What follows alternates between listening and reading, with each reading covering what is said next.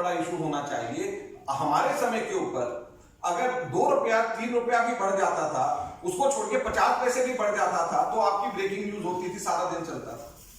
तो अब जो है ये आज तक के इतिहास में सबसे ज्यादा है। हम आपको आंकड़े दे रहे हैं, हम आपको कह रहे हैं कि ये 200 खरब रुपए इन्होंने एडिशनल कमाए हैं, तो आप लोग भी तो उसको दिखाइए, आप लोग भी तो लोगों को बताइए। नमस्कार, एनकेएम न्यूज में आपका स्वागत है। मैं हूं संदीप शर्मा। मोदी सरकार ने देश की अर्थव्यवस्था का बंटाधार कर दिया है। लोगों की जेब पर टाके डाले जा रहे हैं, देश पर एक्साइज ड्यूटी का बोझ लादा जा रहा है और इसका सीधा सीधा फायदा जो है वो कॉरपोरेट को पहुंचाया जा रहा है, मोदी के मित्रों को पहुंचाया जा रहा है। ये कहना है कांग्रेस पार्टी का। कांग्रेस पार्टी के प्रवक्ता अजय माकन ने ये इल्जामात मोदी सरकार पर लगाए हैं।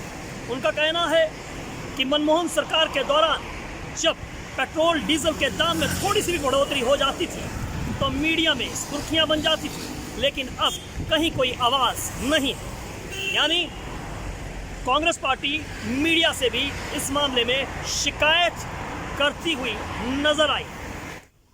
हमारे देश में और देश की राजधानी में पेट्रोल 85 रुपए 70 पैसे के ऊपर बिक रहा है, डीजल 75 रुपए 88 पैसे पे बिक रहा है, जो आज तक के इतिहास के अंदर सबसे ज्यादा है।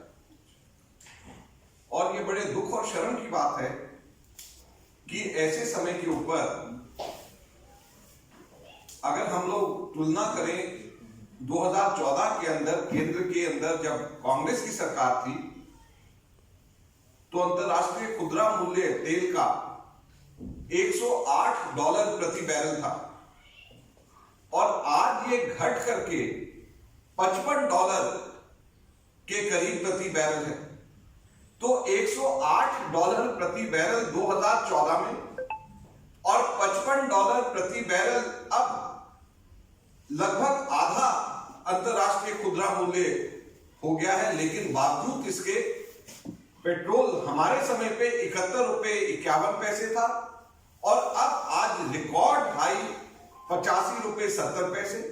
और डीजल हमारे समय के ऊपर किसानों के लिए, ट्रांसपोर्टेशन के लिए और रोजमर्रे के जो सामान आना जाना होता है, क्योंकि इसका महंगाई के ऊपर भी असर पड़ता है ट्रांसपोर्टेशन से, तो हम लोगों के समय पे डीजल 57 रुपए 28 पैसे के ऊपर था जब $108 प्रति बैरल था। तो वही डीजल आज जब अंतरराष्ट्रीय खुदरा मूल्य आधा हो गया है, तो वही डीजल बढ़ करके 57 रुपए 28 पैसे से बढ़ करके 75 रुपए 78 पैसे 88 पैसे 75 रुपए 88 पैसे हो गया है डीजल। तो आप खुद अंदाजा कर सकते हैं कि किस प्रकार से साधारण लोगों के कमर के ऊपर, उनकी जेब के ऊपर केंद्र सरकार ये वार कर रही है। यही नहीं, जो इसका मुख्य कारण यह है कि केंद्र सरकार ने पिछले 6 वर्षों में 8 गुना एक्साइज डीजल के ऊपर बढ़ाया है। 8 गुना एक्साइज डीजल के ऊपर बढ़ा है और 2.5 गुना पेट्रोल के ऊपर एक्साइज बढ़ा। तो जब 8 गुना एक्साइज डीजल पे बढ़ जाएगा तो लिहाजा अंतरराष्ट्रीय मूल्य आधा भी हो जाए, लेकिन उसका फायदा साधारण जनता तक नहीं पहुंच रहा। उसका फायदा सरकार अपनी जेब भरने के अंदर कर रही है और साधारण जनता के ऊपर अभी भी महंगाई का भार लगातार हो रहा है, जो कि नहीं होना चाहिए। जो एडिशनल एक्साइज डीजल के ऊपर अभी प्रति लीटर, जैसे मैंने कहा कि डीजल का इस वक्त 75 रुपए 88 पैसे रेट है, उसमें से 23 रुपया 78 पैसे प्रति लीटर जो डीजल के ऊपर एडिशनल एक्साइज है, जो एडिशनल एक्साइज पिछले 6 वर्ष में लगाया गया।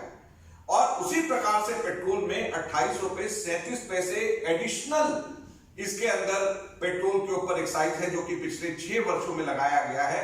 डीजल में मैं फिर बताऊं आपको कि 8 गुना ज्यादा बढ़ा दिया गया और पेट्रोल के ऊपर 2.5 गुना आगे बढ़ा दिया गया है। इतनी बड़ी तादाद के अंदर एक्साइज ड्यूटी केंद्र सरकार ने इसमें लगाया है।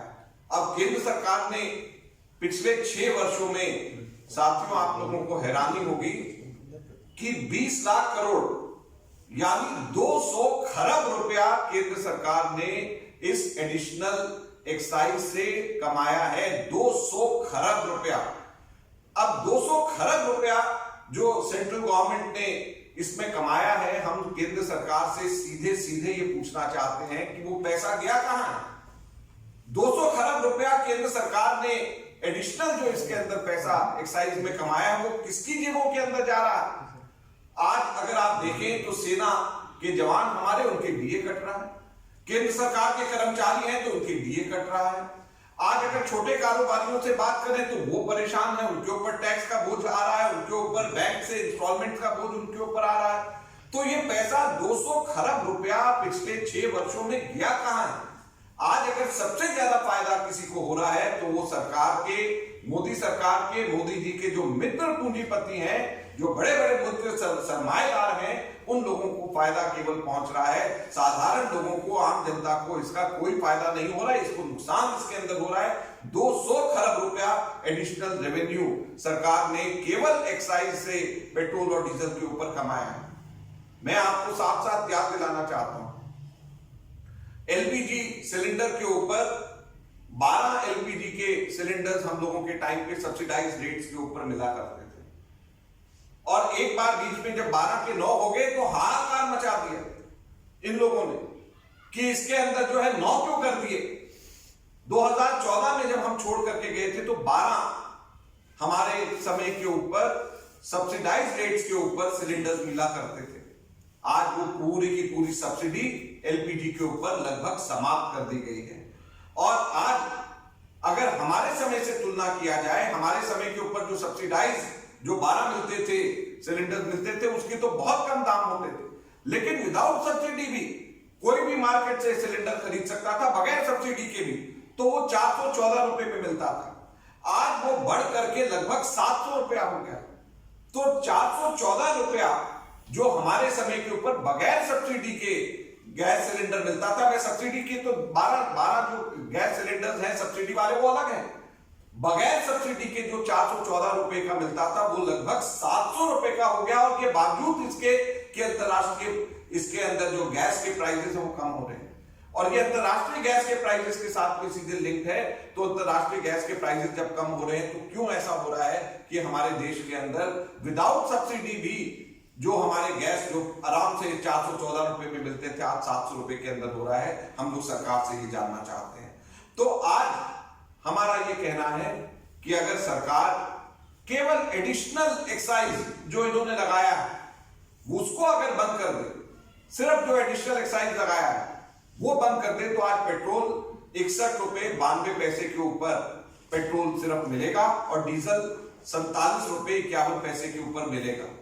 तो अगर आज केवल सरकार एडिशनल एक्साइज जो इन्होंने अपने समय के ऊपर लगाया है तो इतना बड़ा फर्क हमारे पेट्रोल और डीजल के अंदर पड़ जाएगा। तो आज हमारे देश के अंदर कोरोना काल के बाद में जिस तरीके से सरकार ने अर्थव्यवस्था के साथ में डील किया है, उससे पहले नोटबंदी, उससे पहले जिस तरीके से जीएसटी लगाई, तो सरकार ने पूरे हमारे देश की अर्थव्यवस्था का एकदम बंटाधार एक तरीके से कर दिया है।